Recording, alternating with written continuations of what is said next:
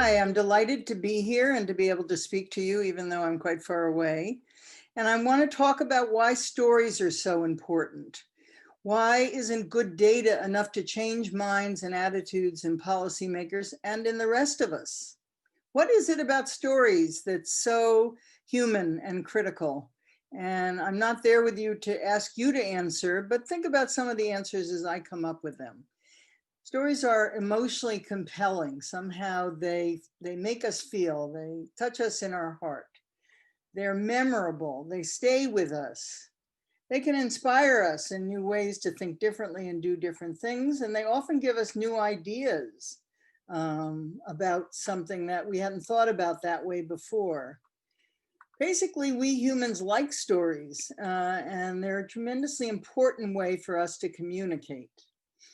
But in the last 20 or 30 years, we've had neuroscience to back up our understanding of stories with excellent data about different parts of how the brain lights up when we hear and see stories that help us improve our comprehension of situations.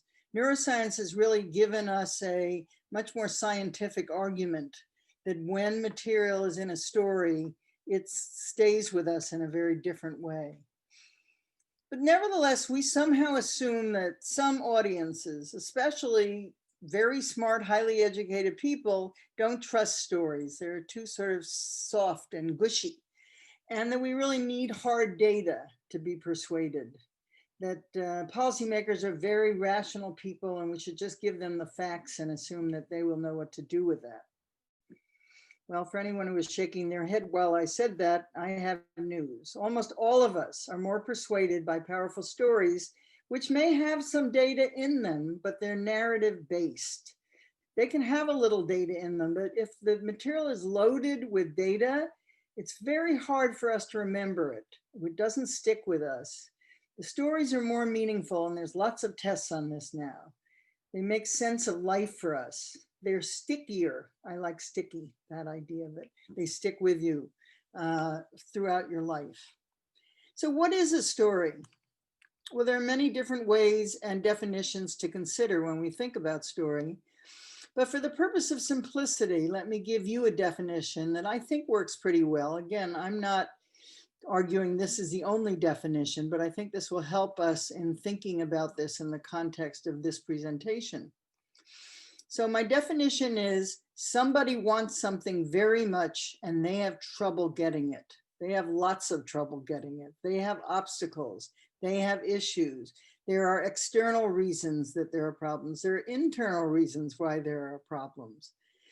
So you really do have to think about how to develop stories that use that component of wanting something and having difficulty getting it as a way to think of stories that cause an audience to lean in, as we say, to get really interested. Many organizations think they use stories pretty well, and they're often just trying to disguise their data with some storytelling elements, and that doesn't work particularly well. Organizations may need to spend more time on their characters' problems, their obstacles, their troubles, and less time on the success of their programs. So a common website story in many organizations often looks like this. Number one, people were in pain. Number two, we have developed a very excellent program to solve the problem. Number three, give us money. That's not a story. We like to think that everything's a story, but everything isn't a story. That's not a story. That's sort of a mixed statement of a situation and why we, the organization, are terrific, but it's not a great example of powerful storytelling that will really get people to think differently or feel differently or be part of a situation that feels more meaningful to them. So let me give you a good example, or one that I think is good, from the Global Fund to Fight AIDS, Tuberculosis, and Malaria, which began in 2002, and which I'm sure many of you are familiar with. The Global Fund was funded by many different donor countries who supported its ideas, and it started with substantial funds, and it did very, very well in its work. But by 2008, the Global Fund had a problem. Several donor countries had cut their pledges, and some were just not paying up. Donor fatigue seemed to have set in, and policymakers felt that the fund was just a bottomless pit of needs that would never be met.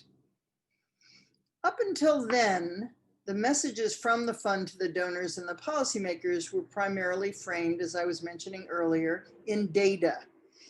And the organization had excellent numbers in terms of what they were doing that they could use. But since that didn't seem to be working, the fund communicators decided to try a new approach. And they developed a campaign called Here I Am, which you can find on your internet access as well, which provides video portraits of real people talking about very specific problems and health issues and how the Global Fund has helped them personally. Characters from all over the world talked about how the fund had made them access testing around HIV/AIDS and gave them specific support for their very serious health problems. So there are very personal stories based in the idea of people who wanted to get healthy again and couldn't do it without the support of this very important program. The Here I Am program was shown online. It was shown at many meetings and discussions, and it was shown to the board of directors of the fund. And it was extremely successful. That year, the replenishment fund request had a 30% increase in funds, and countries pledged $12 billion to deal with the work of the fund.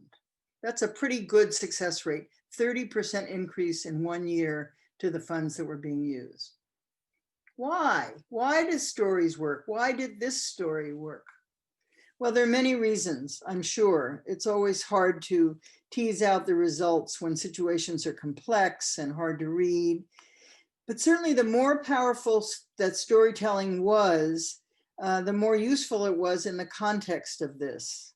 It was an important piece of the puzzle, and one that got significant credit for the increased donation by policymakers, which is, of course, what we're all looking for when we're trying to get more effective results for our efforts. In your next breakout session, you're going to be asked to take on these ideas of effective storytelling for change. I'm so sorry I can't be with you to hear what you come up with. Let me leave you with a helpful thought for your work.